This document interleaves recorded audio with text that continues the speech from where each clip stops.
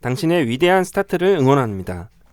정확하고 살아있는 법률, 세무, 특허 이야기가 있습니다. 스타트업 맞춤형 통합 서비스 로픽과 함께하는 스타트업을 위한 사짜들의 상큼한 방송. 스타사짜 지금 시작합니다. 반갑습니다. 반갑습니다. 네, 스타사자 12회로 돌아왔습니다. 우리 자기소개로 방송을 시작해보도록 하겠습니다. 변호사님부터 부탁드립니다. 네, 안녕하세요. 스타트업의 안전한 성장을 돕는 진희 변호사입니다. 반갑습니다. 반갑습니다. 안녕하세요. 세금을 싫어하는 딴지 세무사 장딴지입니다. 반갑습니다. 네, 안녕하세요. 도전을 좋아하는 변리사 초리입니다. 반갑습니다. 네, 돈을 벌어야 되는 프로듀서 최반장입니다. 반갑습니다. 요즘 점점 그 아내분의 그 압박이 들어오시나요? 네, 슬슬 이제 눈 밑에도 다크서클이 진해지고 네, 그러고 있습니다. 저도 빨리 뭔가를 이제 2020년도에는 상반기 안에 뭔가 하지 않을까. 세 분께 부탁도 좀 드리고. 그래서 기발한 아이디어 하나 있거든요 지금. 아 진짜요? 네, 그래서 이거 지금 최근 한 1-2주 사이에 지금 많이 지금 다듬고 있는데. 저도 기발한 아이디어 한 40개 정도 있는데. 진짜로. 안 그래도 제가 옛날부터 계속 아이디어 노트에 적고 있는 것들이 있어요. 왜 안 꺼내시나요, 근데? 그걸 할 수 있는 여력이 안 돼가지고. 파세요 그러면은. 가치평가에서 알아요. 특허만 출원시켜 놓고 팔까요? 그럴 수도 있네요. 좋다. 안 팔리면 어떡해. 안 팔리더라고요. 근데 변리사님이 직접 본인의 아이디어를 특허하면 엄청 저렴하겠네요. 그렇죠. 왜냐면은 일반 사람들이 변리사님한테 의뢰를 했을 때 변리사님의 공인 부분이 빠지니까. 그렇죠. 좋다. 그건 다 마찬가지 아니신가요? 마찬가지 아닌가? 세무사님도 변호사님 혼자 소송하면은 엄청 싸지겠죠. 셀프 소송하시면. 그러네. 네. 저는 이렇게 단가가 세지 않으니까 좀 다르죠. 단가가 세진 않지만 계속적으로 이렇게 하시잖아요. 영원히 하는 것도 아니고. 영원히 하실 것 같은데. 지금 국세청 전산화가 너무 잘 돼 있어서 점점 없어질 것 같아요. 그런다고 해서 홈택스 같은 뭐 그런 거 말씀하시나요? 뭐. 네, 그렇죠. 지금만 해도 현금 영수증 의무 발행 업종을 전 업종으로 확대시키고 단 1만 원만 넘어도 발급해야 된다라고 해버리면 다 전산에 기록이 돼 있으니까. 네. 그럼 끝나요. 그렇군요. 네, 미리 애도를. 그런 거 지금 계속 현금 영수증 의무 발행 업종이 계속 확대되고 있어요. 그러니까 저 이번에 2020년에 늘어나는 것 중에 제가 조금 놀랐던 게 가전제품 소매업도 이제 현금 영수증 의무 발행 업종으로 넣더라고요. 가전제품 소매업이요. 네. 그러니까 원래 대부분 이 의무 발행 업종이 약간 음성적으로 현금 매출 누락을 많이 했던 업종들에 되는데 2020년에는 헬스클럽도 들어가게 됐어요 이제. 네, 원래 그거 좀 많았잖아요. 물론 모든 분들이 그런 건 아니지만. 근데 저는 그 가전제품 소매업에 넣는 게 좀 이해가 안 됐는데 진짜 어렵거든요. 근데 그렇게 하면 그럼 그렇다는 겁니다. 여담인데 인공지능 시대에 세 분이 되게 위협받고 있지 않나요? 많이 엄청. 언급되는 것 중에 하나가 그렇겠다. 자격사들의 일이잖아요. 맞다. 네. 맞아. 근데 일단은 인공지능 앞에 뭐 떳떳할 수 있는 사람은 별로 없을 것 같고요. 어느 분야에든 뭐 그런 얘기는 있더라고요. 인공지능이 정말 기술 개발이 계속 될수록 화이트 칼라 쪽의 일이 더 위협받고 있다라는 실제로 사람의 노동력이 투입되거나 이런 것들은 더 힘들고 대체하기가 힘들고 근데 오히려 회계사, 변호사, 변리사 이런 전문 자격사들의 일은 오히려 기계가 대체하기 더 좋다라는 그렇죠. 그럴 수 있죠. 어떻게 보면 법률에 근거해서 하는 거다 보니까 그렇죠. 미국도 막 판례 분석 이런 거 다 요새는 로펌에서 그런 것들로 하고 막 제 시대까지는 괜찮겠죠. 우울한 얘기.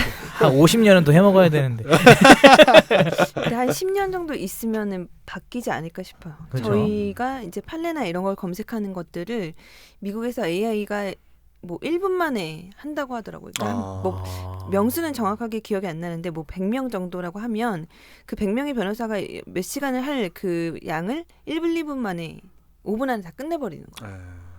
그럼 변호사 할 일이 없잖아요. 근데 없어질 것 같지는 않은데 아직도 여전히 변호사가 해야 될 부분들이 있어요. 그래서 자동화가 안 되는 부분들이 좀 군데군데 있거든요. 그래서 사실은 저는 그런 쪽을 좀 이제 오래 하려고 생각을 하고 있고 네. 또 사실 장기적으로는 좀 저도 이제 변리사님처럼 이제 아이디어 노트를 만들든지 해서 뭔가 장기적으로는 저도 좀 리걸테크 이쪽에도 관심이 있어서 계속 이것만 뭔가 고수하기에는 좀 어렵지 않을까. 개인적으로는 그렇게 생각해요. 네. 저는 아이디어 꼴랑 1개 있는데 40개 있다고 하시니까 이게 큰일 났네. 40개가 어떤 건지 들어봐야죠. 정확히 들어봐야지. 흰우유 하나, 딸기우유 하나. 들어봐야 돼. 네. 자, 뭐 여기까지 한번 여담을 잠깐 나눠봤고요. 네.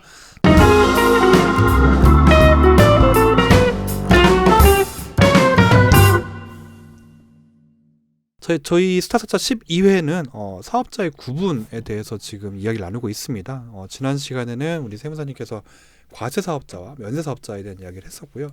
오늘은 사업자의 구분도 이제 마지막 부분이 될 것 같아요. 네. 어떤 얘기가 준비되어 있을까요? 이번에는 이제 마지막으로 저번 회차? 방송 네, 회차에서는 네. 이제 면세 사업자와 일반 과세 사업자였다면 그 과세 사업자를 둘로 나누는 일반 과세자와 간이 과세자에 대해서 알아보겠습니다. 과세 사업자에서 세분내서 조금 더 네. 들어가게 되는군요. 네. 자, 오늘도 역시 준비되어 있는 분이 있으십니다. 우리 김 대표님, 전북 완주군 상암면 실리에서 우유 사업을 준비하셨던 김 대표님의 사연이 준비되어 있습니다. 제가 먼저 사연을 읽고 한번 방송 시작을 하겠습니다. 자, 김 대표님은 사업할 장소에 임대차 계약서 신분증을 가지고 사업자 등록증을 하기 위해 지난번에도 방문하셨는데 세무서 또 방문하셨습니다. 자주 가시는 것 같아요. 그러니까 이번에 그때는 한번 빠꾸가 이런 표현 쓰면 안 되는데 돌아가셨죠. 이제 면사업자 뭔지 몰라서.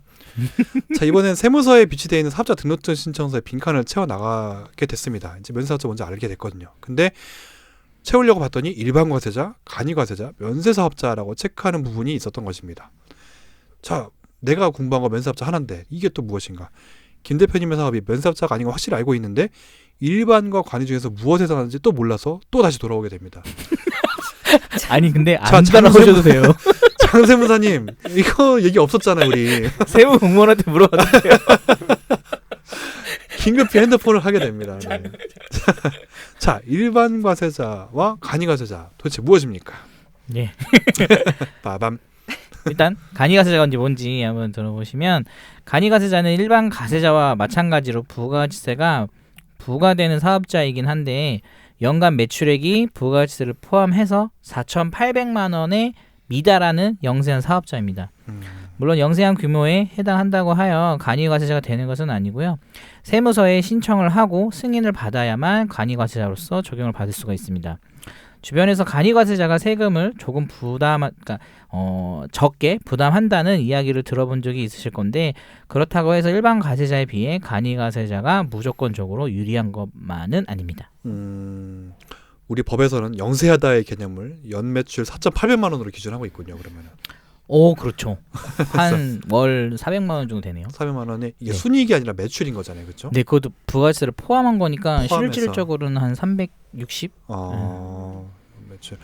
그렇다면은 그런 분들은 따로 영세해서 간이한 방법으로 과세하겠다라는 되게 좀 슬퍼지는 얘기 같기도 하고.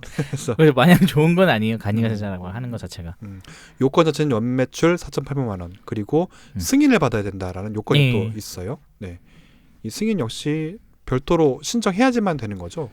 예, 예전에는 제가 업체에서 사업자를 내기 전에 본인이 뭐 서울 어디에 어떤 업종을 할 건데 이게 간인지 뭔지 알 수 있느냐 전화를 해서 물어봤어요. 담당 조사관한테 혹시 네. 알 수 있느냐? 아니요, 신청을 해보세요라고 하더라고요. 그러니까 신청하기 전까지 모르더라고요. 안 알려주더라고요. 변리사업도 간이과세가 가능한가요? 안 돼요. 전문직이라서 안 돼요. 뭘 간이에요? 망할 전문직. 전문직은 복식부기에다가 맞아. 참. 근데 여기 4,800만 원이 이제 나와서 하는 소리인데, 그러니까 신청해서 만약에 간이과세로 인정받았어. 근데 매출이 4,900만 원이 나왔어요. 네. 그럼 어떡해요? 그럼 다음 연도 7월에 일반 과세자로 전환돼요. 그러면은 더 이상 매출 늘리면 안 되겠네. 4,790만 원 정도. 지금 더 이상 뭐 매출 누락을 하시겠다는 것도 아니고. 안 팔면 되잖아요. 그러신 분들도 있어요. 일부러. 아예 그냥 판매를 안 하세요. 아, 조절하시는 거군요. 네. 그게 많이 도움이 되나요? 제가 봤을 땐 아니에요.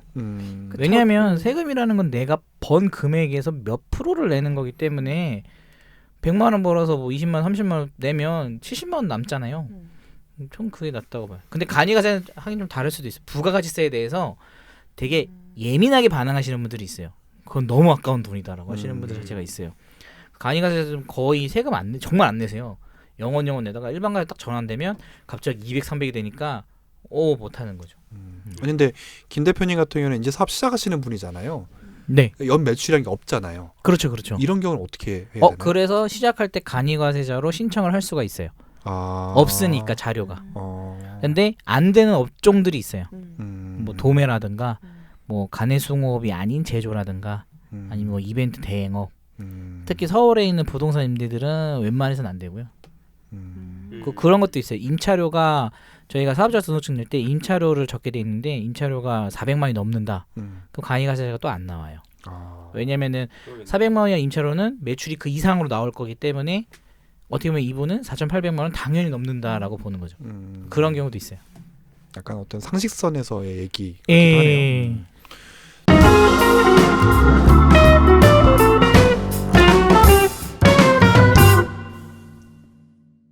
자, 그럼 지금부터 본격적으로 한번 간이과세자에 대해서 얘기하면서 일반과세자의 어떤 차이가 있는지 한번 알아보도록 하겠습니다. 첫 번째는 우리 간이과세자의 부가가치세에 대한 이야기를 한번 나눠보겠습니다. 간이과세자는 이제 업종별로 부가가치세에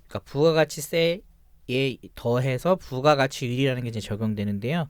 간이과세자는 소득세 측면에서는 일반과세자와 역시나 다른 점이 없으나 부가가치세가 부과됨에 있어서는 부가가치율이 이제 추가로 적용되고 있습니다. 예를 들어 110만 원의 매출이 있을 경우에 부가가치율이 5%가 적용된다면 일반 과세자는 10만 원, 100만 원에 이제 10%인 10만 원의 부가가치세를 납부하는 반면에 간이 과세자는 5,500원의 부가가치세를 납부하게 됩니다. 엄청난 차이가 나는 거죠. 물론 매입세 공제를 받는 부분에서도 이제 차이는 발생해요. 보시면 예를 들면 110만 원의 매입이 있을 경우에 부가가치율이 5% 적용된다면 일반 과세자는 10만 원의 부가가치세를 공제받지만 간이 과세자는 5천 원의 부가가치세를 공제받습니다. 이렇듯 간이 과세자가 부가가치율이 추가로 적용되면서 일반 과세자에 비해 부가세 부담이 적습니다. 그런데 이게 100만 원이라고 써 있어야 맞는 거 아닌가요? 아닌가? 왜냐면 간이 과세자에 대한 개념을 얘기하려면 공급 대가라고 해서 부가가치세를 포함한 금액으로 지금 다 계산이 돼요. 그러니까 지금 조금 다른 게 일반 과세자는 110만 원이라고 하면 그 중에 10만 원은 부가세 예수금이라고 해서 내야 되는 세금으로 이제 되고 애초에서 100만 원만 잡히는 반면에 회계 처리할 때 간이 과세자는 110만 원이 매출로 잡히고 여기서 막 계산을 해서 최종 부가세를 내는 분들이 있어요. 그거는 그냥 세금과 공과로 표현이 돼요. 그러니까 조금 달라요. 회계 처리 자체가. 좀 헷갈리구나 이게. 부가가치율이라는 개념이 등장했어요. 네. 이게 어떤지 좀 설명을 해줄 수 있을까요? 부가가치율이라는 이제 뭐 업종별로 제가 맨날 까먹는데 뭐 5%, 뭐 10%, 15%, 30% 이런 식으로 업종별로 법에 정해져 있다는. 네, 서비스업이 아마 30%일 거고 소매업이 10% 이렇게 되거든요. 그래서 어떻게 보면은 110만 원의 10%에다가 한 번 더 적용이 되니까 부가세 부담이 확 줄죠. 지금 보시면은 이 110만 원에 간이과세자는 5,500원밖에 안 되니까. 예. 10만 원이 아니라. 그렇죠. 이게 지금 110만 원이어서 그렇지 이걸 1억이라고 생각하시면 엄청난 금액이 됩니다. 예. 1억이면 이미 간이과세자가 아니잖아요. 처음 시작할 때 간이과세를 낸 거예요. 냈는데 1억이 나오면 그러니까 이게 제가 정말 느낀 게 의류 전자 상거래를 하시는 업체가 있었는데 예전에 시작하실 때 간이과세자로 시작했고 좀 영업이 안 돼서 한번 접으셨다가 다시 이제 잘 했는데 그 해에 매출이 4억인가 나온 거예요. 근데 부가가치세 안 냈어요. 간이과세자에서. 네. 4억인데 거기에 10% 곱하고 거기에 또 소매업이라서 10%를 곱했거든요. 그러니까 4억 4천 400만 원 나온 건데 이게 또 카드 매출이 대부분이어가지고 신용카드 발행세 공제를 받았거든요. 1.3%, 1.3%. 네. 그러니까 아예 안 냈어요. 그러니까 4천만 원을 세이브한 거죠. 따지고 보면. 그 처음에 사업자 첫 등록을 할 때 네. 간이가세 신청은 그냥 무조건 승인이 되는 건가요? 그 지역과 업종에 따라서 구분을 하는데 아, 그것만 안 걸리면 가능해요. 네. 지역과 업종에 따라서. 예. 그렇군요. 일단 간이가세자 이제 크게 이렇게 부가가치세라는 적지 않은 포지션의 세금에 대해서 이렇게 차이를 보이고 있는 거를 또 볼 수가 있고요. 네, 또 두 번째는 어떤 내용이 또 있을까요? 간이가세자는 또 혜택이라 할 수 있는 부분들이 있는데 이제 4,800만 원조차도 안 되고 3천만 원밖에 안 된다. 연 매출액이. 그러면 부가가치세 납부 의무 자체가 면제가 되고 있어요.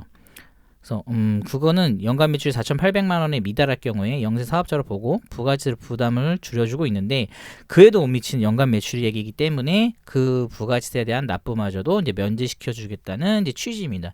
지금 이게 원래는 2,400만 원이 기준이었는데 작년인가는 3천만 원으로 한도가 상향 조정됐어요. 그래서 이게 언제까지 연장이 될지 모르겠는데 이제 현재는 간이가세자인데 연 매출이 3천만 원 미달한다. 그러면 부가가치세 부담 자체가 이제 없는 거죠. 아예 부가가치율 이런 거 적용 자체도 아예 없는 거군요. 그냥 안 내요. 그냥 네. 과세 포기인 거네요. 이 부분에 대해서는 이런 영세 사업자. 그렇죠. 영세 사업자구나. 그렇죠. 국가에서 이제 너희는 부가가치세도 안 내도 돼라고 이제 하는 거죠. 근데 여기서 조금 조심을 하셔야 되는 게 간이가세자와 이런 납부 의무 면제 기준 금액 4,800만 원, 3천만 원이라는 거는 연간 환산 금액이라는 거기 때문에 만일 뭐 12월에 개업했는데 매출액이 1,000만 원 나왔다. 그럼 이분은 나 그럼 1,000만 원이니까 간이가세자 할 수 있겠네? 아니라 이분은 연간 환산하면 1억 2천이 되기 때문에 이제 다음 연도 이제 일반 가세자로 돌아가게 됩니다. 어쨌든 특히 사업 첫 해에 많이 해당될 수 있을 것 같기도 한데요. 그래서 초반에 간이가세자를 하시는 게 유리한 분들이 있어요. 무조건적인 건 아니고요. 업종에 따라. 네. 왜냐면 그거는 이제 네 번째 단락에 간이가세자의 불리한 점, 네네네. 무조건적으로 좋지는 않다는 거를 설명해 드릴게요. 알겠습니다. 자, 그럼 간이가세자의 부가세 신고 절차가 어떻게 되는지 한번 알아볼까요? 간이가세자는 면세사업자와 같이 1년에 한 번만 하시면 되는데요.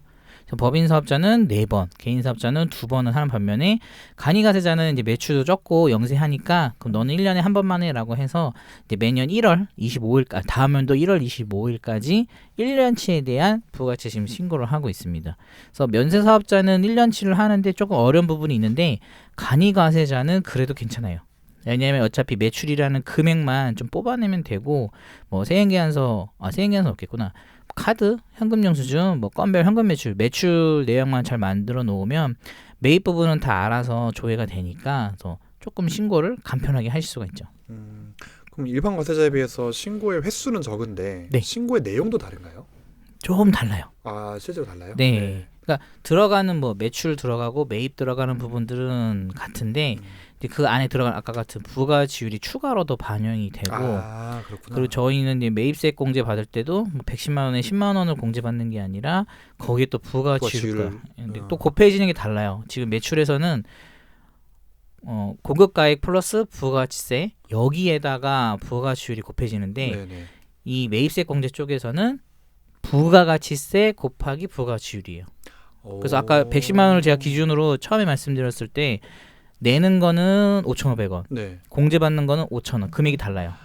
똑같은 금액을 지금 곱했는데도 그러니까 그 애초에 근거가 되는 산정 기준 자체가 다르다 보니까 이게 매출 계산할 때와 매입 계산할 때 다르군요. 이게 그렇구나. 이렇게 간이가세자와 일반 과세자 부가세 신고 절차와 내용이 좀 다르다는 부분을 알 수가 있고 역시 어쨌든 혜택 같은데요. 이거는 간이가세자에 대한 혜택이라고 볼 수 있어요. 왜냐면은 좀 더 실제 간편하게 사업자들이 이제 혼자 못하시면 뭐 세무사를 통해서 신고를 하셔야 되는데 사실상 이제 기장을 안 맡기시더라도 신고 때문에 맡기시는 분들이 있거든요. 그래서 어떻게 보면 한 번이라도 그 부담을 줄여줄 수 있으니까. 그리고 영업 하시느라 이제 바쁘신데 또 부가세 신고까지 또 중간에 챙기시려면 힘드니까 그건 부담을 줄여주겠다는 이제 취지인 거죠.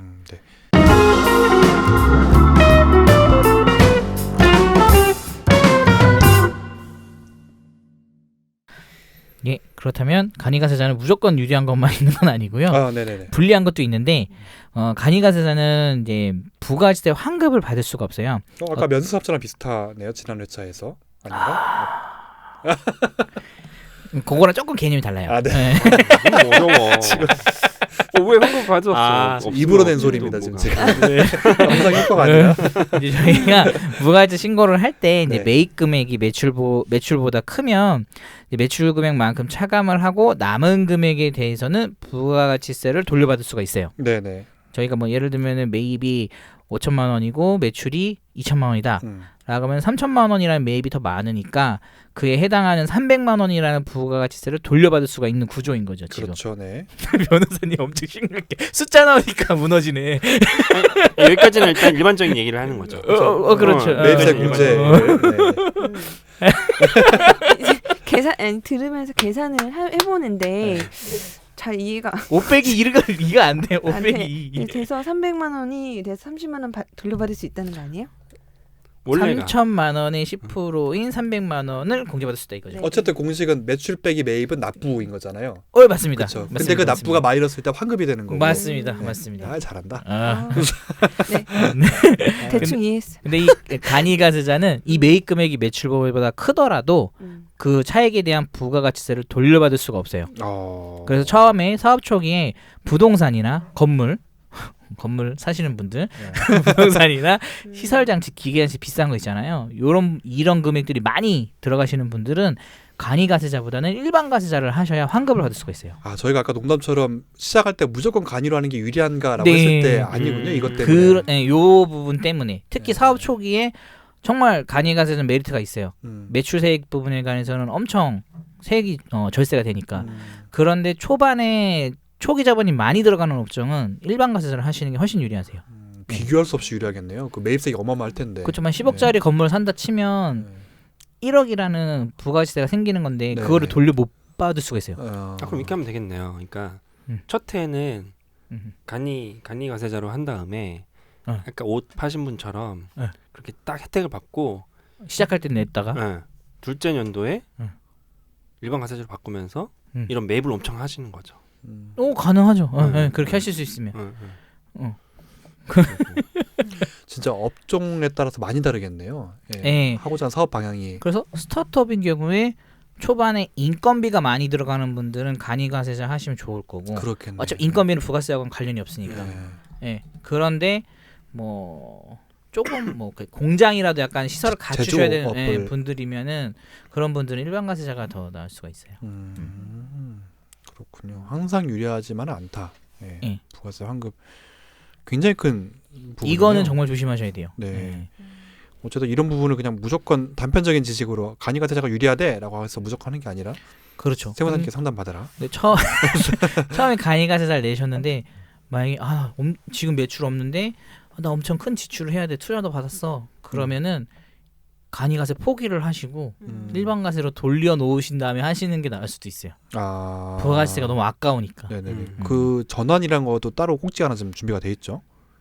있나요? 없을걸요?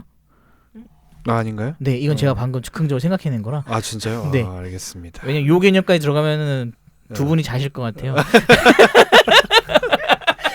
되게 반말 같기도 하고 존댓말 같기도 하고 지금 자식. 아니 숫자가 나오니까. 네. 자, 알겠습니다. 그럼 우리 좀 더 힘을 내볼까요? 그러면은. 자, 화이팅. 네, 화이팅. 자, 간이가세자의 그러면 또 다른 세금계산서 이야기를 한번. 예. 간이가세자는 그 과세자 특성이 세금계산서 발행 자체를 할 수가 없어요.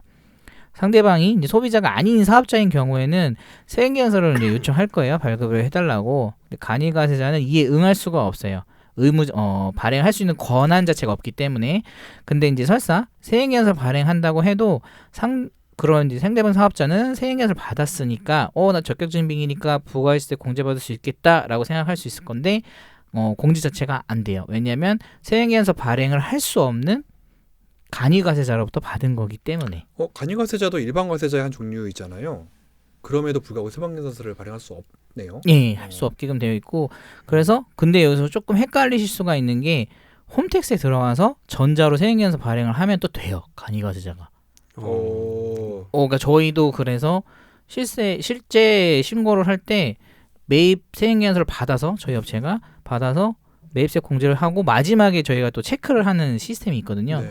돌리면 간이가세자가 있다고 나와요. 아, 내 매입처 중에서 간이가세자가 있다고. 예. 근데 왜냐면 저희는 업체가 말을 해주지 않으면 음. 이 업체가 간이가세자로부터 받은 거를 모르니까 그냥 그대로 다 넣어버리는데 걸러주는 프로미스는 좀 나은 거죠. 내가 받을 때 확인할 수 있나요? 나한테 공급한 저 업체가 그래서 간이가세자인지?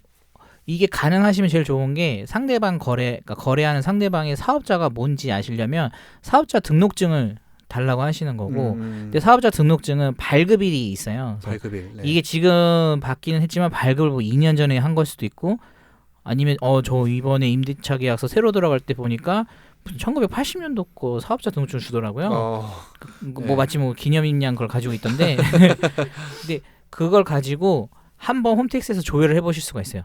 사업자 등록번호 조회라는 메뉴가 있는데 거기서 조회를 하면 현재 시점에 이 사업자가 어떠한 사업자인지 나와요. 그래서 가장 최신 정보를 거기서 확인할 수 있군요. 네, 그래서 어차피 거래가 일어나는 현재 시점에 사업자가 무엇인지가 중요한 거니까 그래서 가장 안전하게 하시는 거는 사업자 등록증 4번 요청하시고 그걸로 홈택스에서 조회까지 한번 해보시는 거. 자, 간이가세자는 어쨌든 세무서에 발행할 수 없다. 그리고 공급 받는 쪽에서도 이것이 혹시나 발행이 되었다라면 한 번쯤 확인해 보시면 좋다라는 네, 부분이 맞아요. 있고요. 네.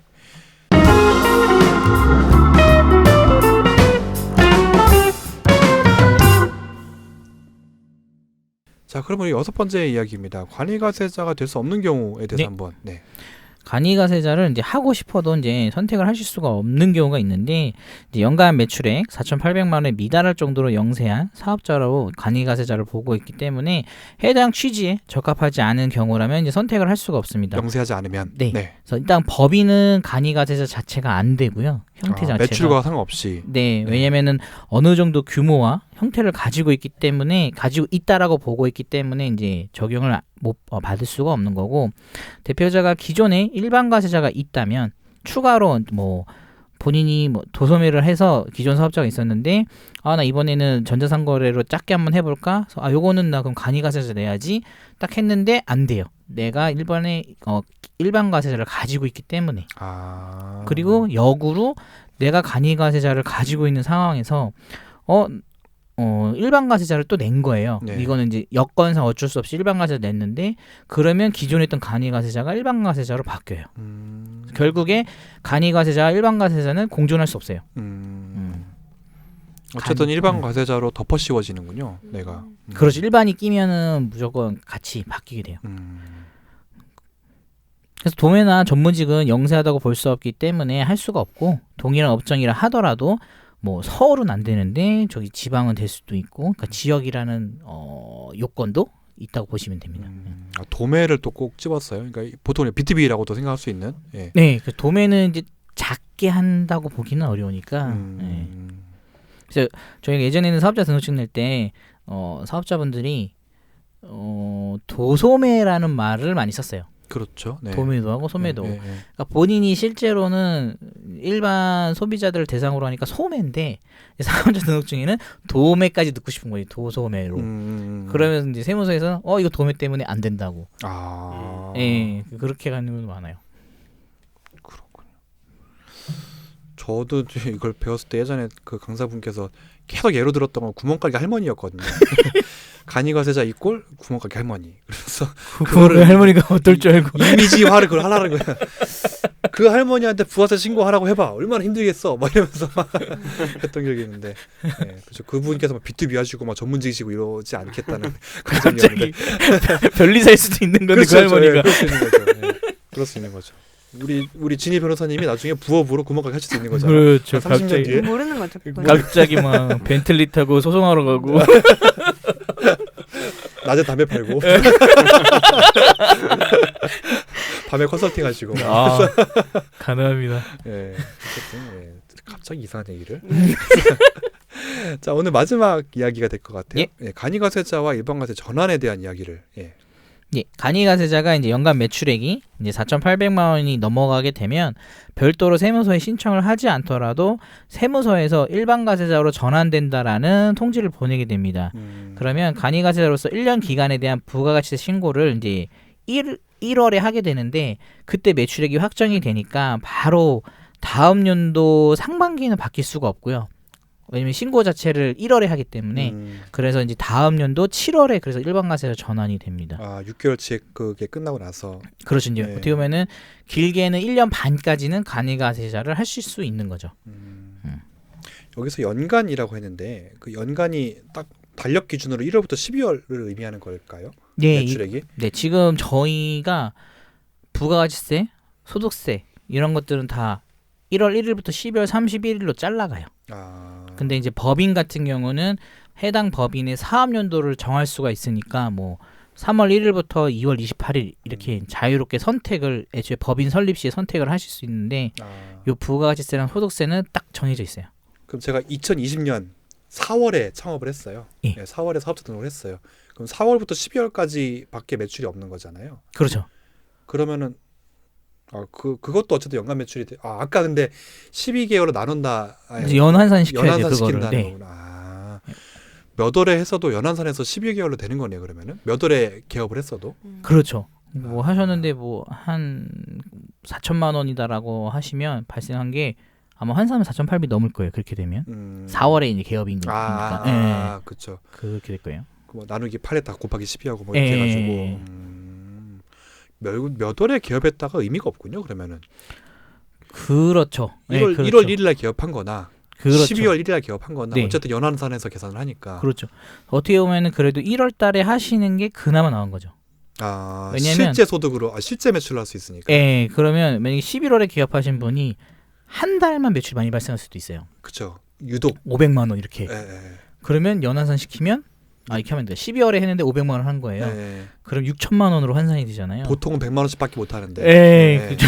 예. 그러니까 차라리 그러면은 1월 달에 개업하셨는데 그 달 500만 원 하시고 쭉 없을 수도 있잖아요. 그럼 평균치를 내야 또. 그러면 애초에 이분은 4,800이 안 되니까 다음 총액으로. 연도에도 간이가세자 하실 수 있고. 어떻게 음. 보면 12월 그러니까 그 기간이 짧으면 짧을수록 오히려 불리할 수도 있는 거죠, 이게. 연환산 시키니까. 의제돼 버리니까 내 매출이. 네, 맞아요. 그럼 2020년 4월에 제가 뭐 500만 원의 매출이 발생했어요. 개업을 네. 해가지고. 그러면은 이제 2020년의 매출이 4,800이 넘게 되는 거죠. 500만 원을 연환산하면 그렇게 되는 거. 뭐 그렇다 치고. 네, 넘었어요. 네. 그러면 시기적으로 2021년 7월부터 네. 일반 과세자로 전환이 된다는 네, 거죠. 맞아요. 그래서 한 6월쯤에 연락이 와요. 뭔가 통문. 네, 통지서가 와요. 통지서가. 바뀐다고 연락이 오고 그러면 사업자 등록증을 새로 받으셔야 돼요. 왜냐면은 기존 사업자에는 간이가세자로 적혀 있으니까. 네네네. 왜냐면 이제 상대방하고 거래할 때 사업자 등록증을 줘야 되니까 새롭게 일반 가세자로 바뀐 거를 줘야 이제 상대방도 내가 어떤 사업자인지 아니까 필요합니다. 그럼 번호도 바뀌어요. 번호도 번호는 안 바뀌어요. 번호는 그대로. 번호는 이제 면세 사업자는 바뀌는데 이거는 결국 같은 카테고리 안에 있는 과세 사업자이기 때문에 바뀌지는 않아요. 되게 기쁜 마음으로 받으러 가면 되겠네요. 네, 영세하지 않구나 이제는 막. 영세하지 않구나. 부가세 내야지. 신나라 그러면서 네. 이제. 근데 그래서 저도 할 때 제일 어려운 게 간이가세자로 수임을 했다가 이제 일반 가세자로 바뀔 때 납세자한테 이거 설명을 해줘야 되는데 일단은 그러니까 한 번, 두 번까지는 엄청 컴플레인이 들어요. 왜 이렇게 세금을 많이 냈느냐. 납부세가 커지니까. 예. 왜냐면 안 내다가 거의 몇백을 내는 게 되거든요. 고객님 영세하지 않으시니까요. 그렇게 말하면 아니 세무사가 왜 그렇게 얘기하냐고. 네, 그렇게 해서 전환이 자의로도 할 수 있나요? 제가 신청해서 일반 과세자로? 예, 간이가세 포기하시면 돼요. 그 포기라고 표현하는군요. 네. 그건 시기와 상관없나요, 그거는? 시기가 지금 제 기억이 안 나요. 있긴 규정은 있고. 네. 그럼 포기한다고 해서 이제 그럼 그 전에 혜택 받았던 걸 다 뭐 토해내야 되고 이런 건 아니죠? 있습니다. 있어요? 네. 근데 혜택은 아니고 오히려 간이가세자를 하면서 불이익을 봤던 거를 돌릴 수가 있죠. 공제 같은 공제를 부가가치율밖에 못 받았었는데 이제는 일반 가세자가 되면 100%를 받을 수가 있게 되는 거예요. 그거를. 그래서 이제 뭐 일반 재화 같은 건 안 되고요. 그 고정자산이라고 하는 감가상각자산. 그래서 감가상각 지난 거 계산해가지고 남은 기간에 대해서만 100% 다시 받을 수 있어요. 그럼 연초에 제가 간이과세자로 사업을 시작을 했는데 연초에 한 연 3분기쯤 가가지고 포기를 해가지고 일반가세 전환을 한다면은 네. 그해 앞서 있었던 매입 못 받았던 공제들을 네. 딱 받아버릴 수 있겠군요. 그러면. 감가상각 자산에 한해서 네. 감가상각에서. 그냥 일반 비용 지출 같은 안 되고요. 그렇군요. 그런 식으로 해서 관이가세자와 일반가세자 전환을 일반가세자로 하다가도 관이가세자로 될 수 있는 거. 그때는 거꾸로 더 내야 돼요. 100% 공제를 받았는데 간이가세자를 하면서 부가가치율만큼만 공제를 받아야 되기 때문에 그때는 거꾸로 다시 토해내야 돼요. 네, 그래서 그런 것도 있습니다. 그때는 통보가 오는 건 아니죠. 아이고 매출이 적어지셨네, 영세지셨네요 하고. 그건 안 오겠지. 안 오더라고요. 저도 그거 맨날 헷갈렸는데 네. 생각해 보니까 그게 온 업체를 본 적이 없는 것 같아요. 네, 그거는 신청을 해야 되는 것 같아요. 되게 씁쓸할 것 같아 받으면은. 영세졌네. 영세 통보. 네. 저는 받아본 적이 없어가지고 네.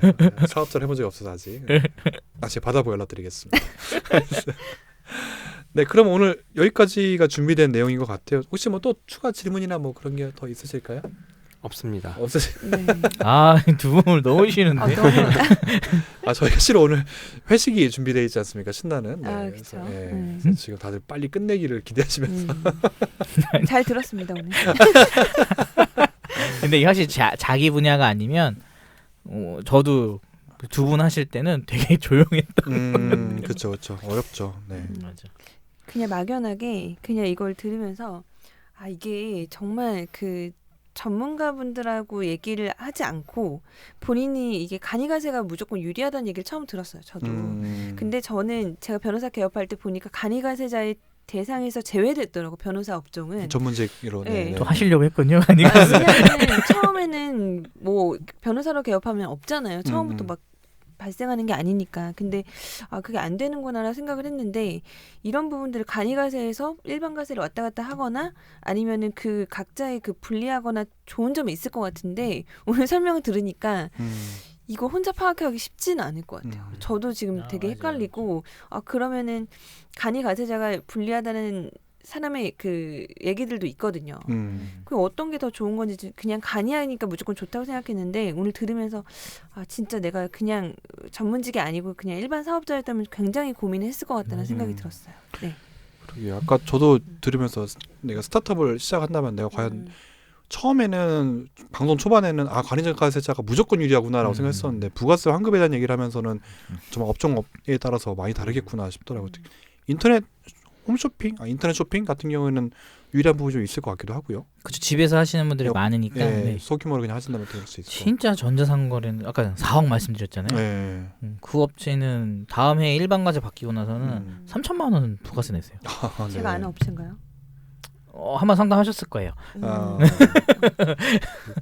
근데 그렇다고 해서 그 업체가 무슨 위법 탈법을 한 게 아니잖아요. 제도, 그렇죠. 제도 안에서 정당하게 한 거잖아요. 스마트 절세군요. 알겠습니다. 수절. 네, 변호사님 오늘 많이 피곤해 보이시는데 마지막으로 힘든 소감 한 번만 부탁드려요. 화이팅. 일단은 진짜 잘 안 접해본, 그러니까 고객이 가끔 이제 간이 사업자예요라서 이제 부가세 세금계산서를 끌어들일 수가 없습니다라고 이제 하는. 고객이라기보다는 제가 이제 어떤 뭐 로고나 이런 거를 매입 받으실 때 한데 그런 생각. 그러니까 만약에 그런 게 아니었다면은 그러니까 그런 관이가세자였다면은 세금 계산서를 끊어줄 수 없기 때문에 그럼 처음부터 그걸 고려해서 좀 비용을 깎아줬나라는 의구심이 좀 들더라고요. 거의 부가세를 안 붙이는 경우가 많아요. 그래서. 근데 잘 모르겠어요. 근데 그건 잘 모르겠는데 어쨌든 그러니까 그동안 이제 옆에서만 들었던 이제 그런 얘기들을 내가 이제 이게 이익과 어떤 그러니까 실과 득을 좀 판단해 볼 수 있겠구나라는 게 돼가지고 그래도 좀 좋은 경험이었던 것 같아요.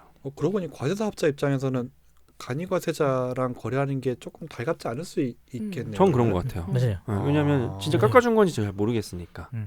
그리고 좀 일반 사업자 가세. 왜냐면 임대업 중에도 가끔 난 간이가세자를 못 꺼내줘라는 하시는 분들이 있어요. 임대인 중에. 그래요? 그러면은 업체는 좀 짜증나죠. 그러게요. 저 공제받지 못하게 되는 거잖아요. 예. 그러면은. 원칙상 부가가치세까지 더 줘야 되는 게 맞거든요. 그런데 그때는 약간 유두리 있게 협의를 하시는 거죠. 그러면 나 부가세 공제도 못 받는데 좀 할인을 해달라. 충분히 가능한 일입니다. 그런 식으로 내고를 접근할 수 있겠네요. 변리사님 말씀하신 네. 것도. 그거 알았으면은 맞아요. 부가세 못 받으니까 깎아달라. 다음부터. 그럼 한 10% 깎아달라고 하면 되나요? 그러면 결과적으로 보면은. 그렇죠. 어차피 공제받을 것도 10%였으니까. 알겠습니다. 변호사님 뭐 어떠셨어요? 네, 변호사님. 변호사님 또 방송 어떠셨는지 우리 세무사님의 전략적인 방송을. 아마 본인은 아까 했다고 생각하고 있을 거예요. 그렇군요. 아닙니다. 하나 더 하겠습니다. 이게 진짜 변호사님 말씀하셨던 것처럼 경험해보지 않고, 그러니까 저는 이걸 보면 솔직하게 말씀을 드리면 그냥 앞으로 세무사님한테 더 열심히 이렇게 물어봐야겠다 이런 생각이 들었어요. 그냥 솔직하게 피곤하게 해야겠다. 왜냐면은 제가 이것까지 다 파악하고 가기에는 할 수 있을까라는 생각이 들면서 못하겠다 이러면서 이 전문가분들이 그러니까 저도 제가 반대로 얘기하는 제가 법률 전문가로서 얘기하는 측면이 있지만 반대로 했을 때는 사실 그렇게 실감이 나지 않을 수도 있는 상황이잖아요. 근데 세무사님이나 변호사님이나 이제 가끔 얘기하다 보면은 그냥 맡겨야겠다 이런 생각이 드는데 오늘 특히나 또 이렇게 세무사님한테 이렇게 말씀을 들으니까 제가 이해를 못하는 것들이 많아서 속으로 좀 고민했던 것 같아요. 이걸 진짜 내가 이해할까 아니면 그냥 이해하지 말고 맡길까. 그래서 이미 후자 쪽으로 마음이 맡겨요. 돈 많이 주면 돼요. 그래서 그 전자를 이해를 한 것도 있는데 이해가 안 간 것도 사실 있어요. 그래서 그런 부분들을 앞으로 물어보면서 이제 잘 해 나가겠다 이런 생각을 좀 했습니다. 네. 안 물어볼 거면서. 근데 우리 변리사님이 저번에 진행하셨던 그 뭐였죠? 저희 그 린하게 특허 진행하는 그런 것도 이해를 못했어도 한번 들어본 거랑 안 들어본 건 천지 차이. 맞아. 그런 게 있다 하던데 하면서 접근하는 거랑 아예 모르는 거랑. 우리 와이프도 계속 너 너무 복잡하게 생각하지 말고 린하게 접근해. 근데 그 맞는 것 같아. 결국에는 그래서 가볍게 지금 일단 작은 것부터 시작하기로 했어요. 임대차는 하기로 했어요. 아니면 임대차 해야 돼요. 그건 해야 되고. 네. 네, 그럼 마무리 할까요 그러면은? 네. 세무사님 정말 고생 많으셨는데 어떠셨어요? 준비하시면서 뭐 어려우셨나요 이번 방송? 근데 이거는 되게 사업 초기에 하시는 분들이 제일 많이 고민하시는 것들이었기 때문에 법인이냐 개인이냐 면세냐 과세냐 그리고 간이냐 일반이냐 이런 거는 제일 많이 고민하셨던 거기 때문에 좀 이 방송 들으시고 조금이나마 좀 선택에 도움이 됐으면 좋겠어요. 네. 알겠습니다. 그럼 오늘 방송 여기서 마치는 걸로 하겠습니다. 저희 방송 지금 회차가 나가는 게 1월 말이에요. 1월 말에서 이제 설 지나고. 설 지나보네. 네, 본격적으로 이제 2020년이 시작되는 때여가지고 뭐 좀 늦은 감도 있지만 다시 한번 우리 청취자 여러분 새해 복 많이 받으시기를 바라겠습니다. 네, 새해 복 많이 받으세요. 새해 복 많이 받으세요. 네, 스타트차 12회는 여기까지입니다. 새로운 스타트 하시는 모든 분들을 위해서 더욱더 알찬 정보 준비해서 저희는 2020년도 열심히 달려보겠습니다. 감사합니다. 감사합니다.